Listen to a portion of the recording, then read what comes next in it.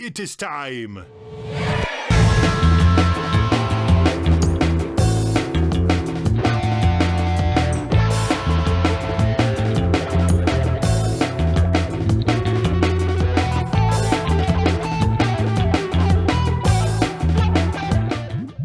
This is actually an album that just came out a few days ago on August 19th. This album is called Spell Jams. It was developed by Dungeons & Dragons developer Wizards of the Coast. They released a new Dungeons & Dragons campaign called Spell Jammer and released this album called Spell Jams. It's a free full-length album that just came out. It's actually the lead guitarist of the Decemberists curated this album, and together with members of the campaign development team, spent time with every single artist to discuss their work and things like that. And there's a different artist featured in every track. So this track actually features artist Reggie Watts. Do you know who Reggie Watts is? Yes, I do. Yeah. Yeah, he was on Comedy Bang Bang, and he's really well-known looper, performer, comedian. So I thought that this song I listened to a little bit and thought it was very, very, very fascinating, and I think that would be really fun for us to listen to. So this is Spell Jams from the album Spell Jams. This is Reggie Watts, and this song is called Space is a Place. Standing on the deck of the Moon Dancer, you see scores of crystalline vines erupting from the surface of your world. Some of the vines reaching high enough to break through the clouds.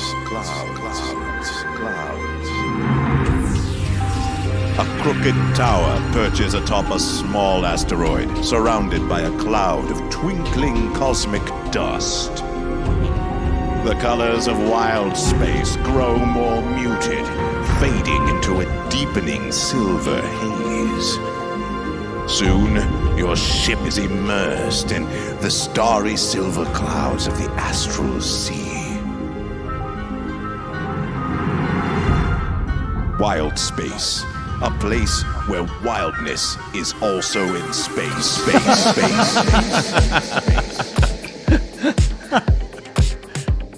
Roll the 20-sided, dude.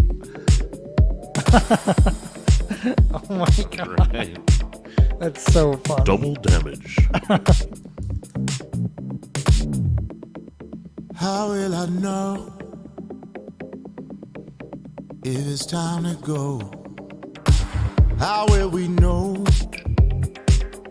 when it's time to go? Space is a place, yeah. Wild space. Place for the voice in your head.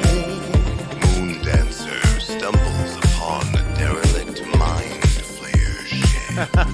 Hey, will the light or the dark prevail? Oh, will the light or the dark prevail? The future of Ooh, Aaron, what do you think? Okay. First of all, I love the concept. I do Right? too. It's so cool. It's so cool to think that I could be playing D&D with this music playing in the background. Right. Like, it makes me want to go play D&D when we're done. Me too. And one of the things that went through my head while we were listening was like, wow, this could totally stand alone on its own, apart from Dungeons and Dragons. Like, it could just be its own thing. Oh yeah, I just like the whole, basically telling the story of it right there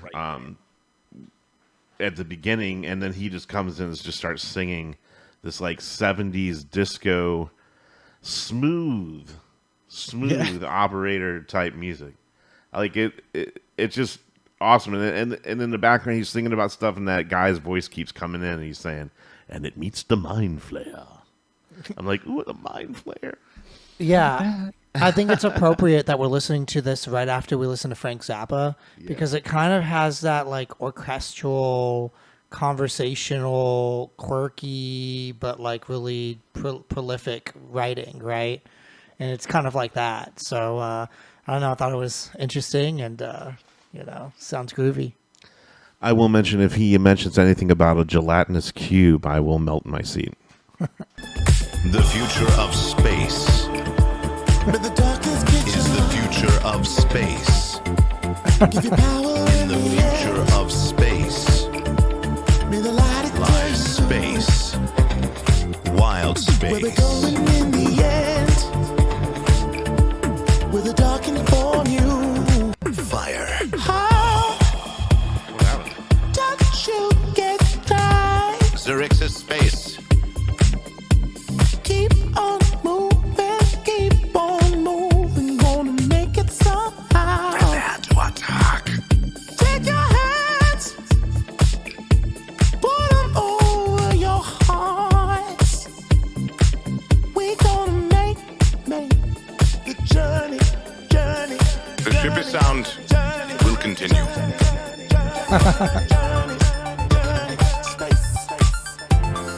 Solar dragons.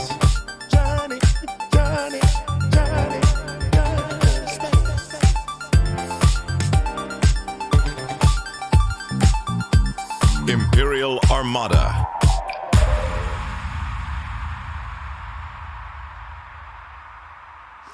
It felt like I was like standing in line at like the Star Wars theme park for like a ride.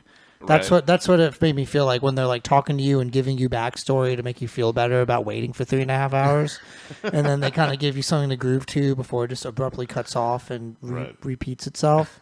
And I like how they didn't take themselves too seriously either, just like Frank Zappa didn't, which is cool because it's like usually when you think of Dungeons and Dragons, you think of like a bunch of sweaty nerds sweating it out in their sweaty basement, right? Taking it hyper seriously. But I feel like they're trying to make D&D more of like a, like all the cool guys are playing, World of Warcraft, you know what I mean? Right. Like that type of vibe, more of like a modern thing. I know a couple of bands actually that's how they kill time when they're driving from show to show is playing Dungeons and Dragons. That's awesome. So this totally makes sense to me. And creative people, especially like musicians and stuff like that, that seems to be the people that would gravitate towards Dungeons and Dragons to me. Because Absolutely. It's all in your head anyway, right? And I think having music like this, especially like this groove-based, funky stuff, is perfect for having on while you're playing something like that. Yeah, I had a rabid D&D problem growing up.